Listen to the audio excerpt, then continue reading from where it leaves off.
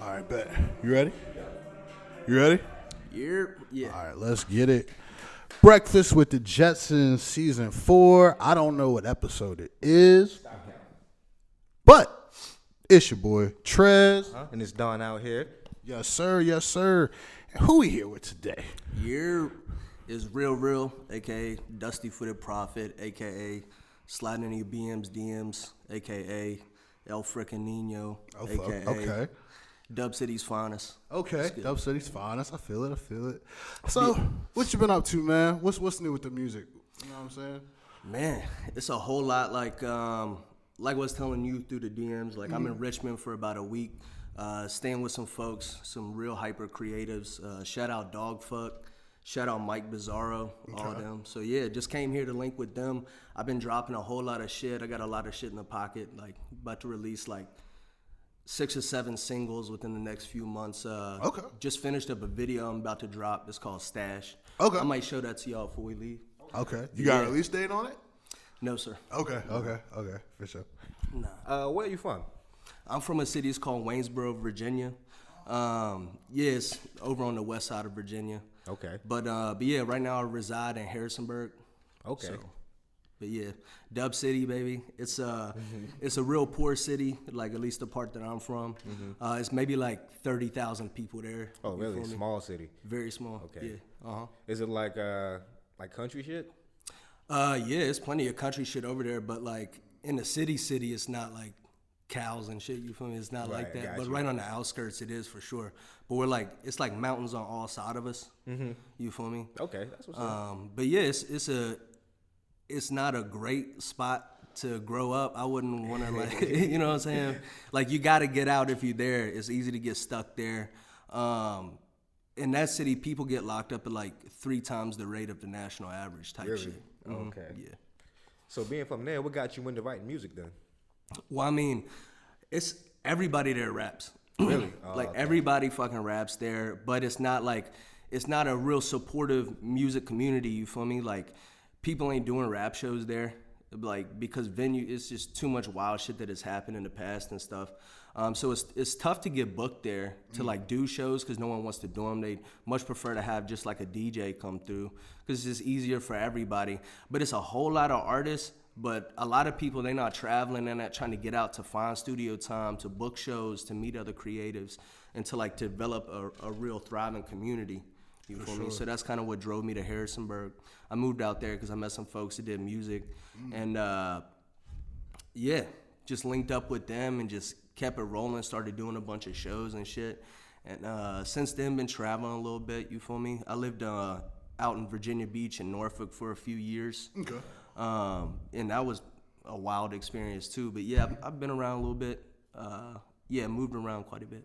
When you made that move to Harrisonburg, would you say that was like a turning point, like musically, like in your career for you? Yeah, absolutely. Because at the time, like, it was this spot called Studio C that was open, and yeah, started recording there. Like, bro, like I was homeless as fuck and like just down bad, and then I kept talking about music. Then my girl one day, she was like, bro, like all you do, like my ex rather. She's like, all you do is talk about music. Like, why don't you just fucking record something? You know what I mean? So I finally went to that studio, and then through there, shout out Carlton. But through there, like he hit me to a bunch of artists in Harrisonburg, and they was from like Nova, Harlem, like several different places. And then we all linked together and just started doing it. And my first shows was through them, and like yeah, that's why I really kind of like understood the grind mentality of like, dude, it's important to link up with communities that are really pushing this thing forward, as opposed to being stuck in a small spot where ain't nobody doing nothing but like just writing in the bedroom type shit just to rap for each other. Would you say your family back home is supportive of you doing music? Bro, my family situation is like it's real complicated. Like I was put into foster care as a late teen because like me and my mom was homeless and shit. But yeah, and then ironically, like my teacher ended up becoming my foster mom, and they're like black folks, and like they're like church people.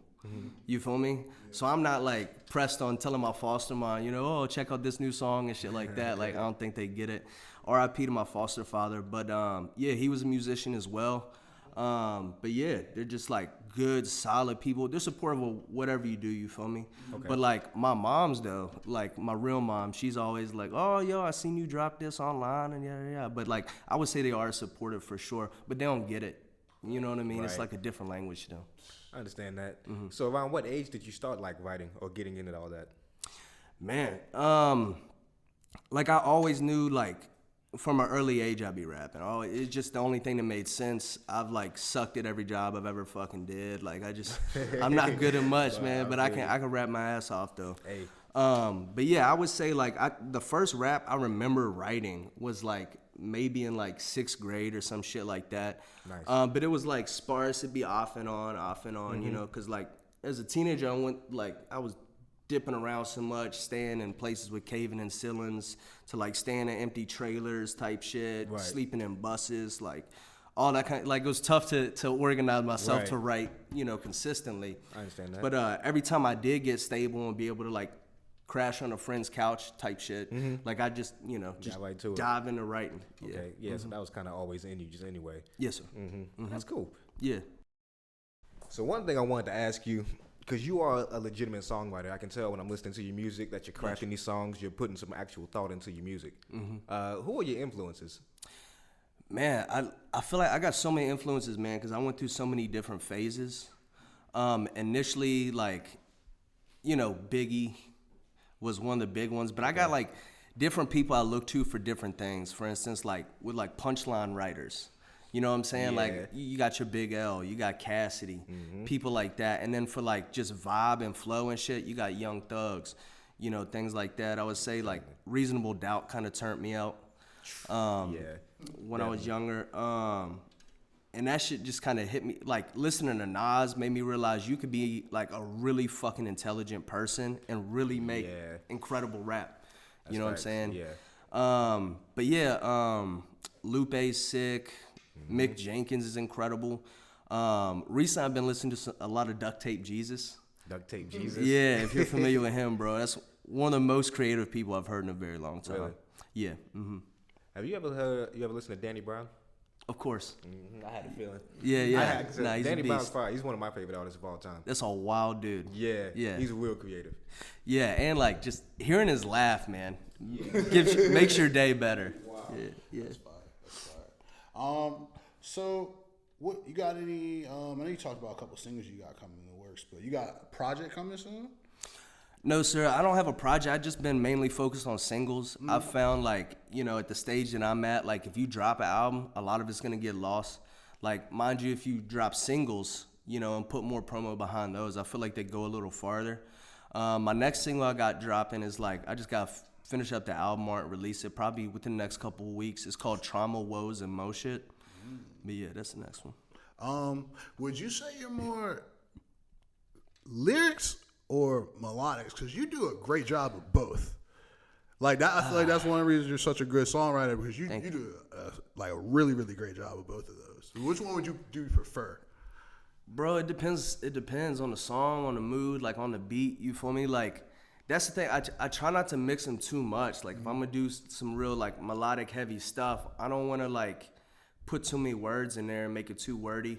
But like I love rapping too. Facts. You feel me? So it's both, man. I can't pick. Facts. You feel me? Which one was you doing first? Bars. Bars. Yes. Gotta start off with the bars. You know what I'm saying? You got to, bro. You got to. Foundation. Yeah, and then just so much music started coming out that I was like, bro, it don't matter what you say. Like with a lot of artists now, it's like most folks is listening to a lot of rappers, they don't even know what the fuck they're saying, bro. You feel me? And like, but it's a vibe, like, you know, it's infectious. So when you write the vibey shit, do you when you're approaching it, do you kind of get the chorus and stuff first, or do you just kind of go in and write around the songs, kind of start just with the verse? You know what I mean? Bro, it usually starts with just like lines, or like it'll start with like a word. I'll just pick a word and then just like, it might not have nothing to do with the song at all. It might have nothing to do with the song at all. But I'll just go from there and just like, just try to figure out like good starter lines, and then that'll kind of guide the direction. And what I'll do is I'll write like a shit ton of lines first. not organized, anything like that, and then go back and then fill them into how they fit the best. But like whatever direction the majority of those lines are going into, like whatever I see, like maybe a common theme or something, and then that'll help me structure the song, because then I'll know like kind of what I'm generally writing about instead of just a bunch of random ass lines. See, told you putting real thought into them tracks, bro. That's visionary shit you're doing right there. Executive producer type stuff, which is dope. It makes you like a really dope, well-rounded artist. You know? That's really cool. Shit, bro. I ain't gonna lie, bro. You took all of my questions. Yeah, bro. I don't even have any other questions. Who was your favorite artist growing up? Like I said, it depends on what time you caught me. You know, there was a time when Lil Wayne was like The GOAT. the fucking coolest person ever. You know what I'm saying? Okay, so what about let me get these then? Say that again. Let me narrow it down a little bit then. Early 2000s, 2000, 2005, 6-ish. Ooh.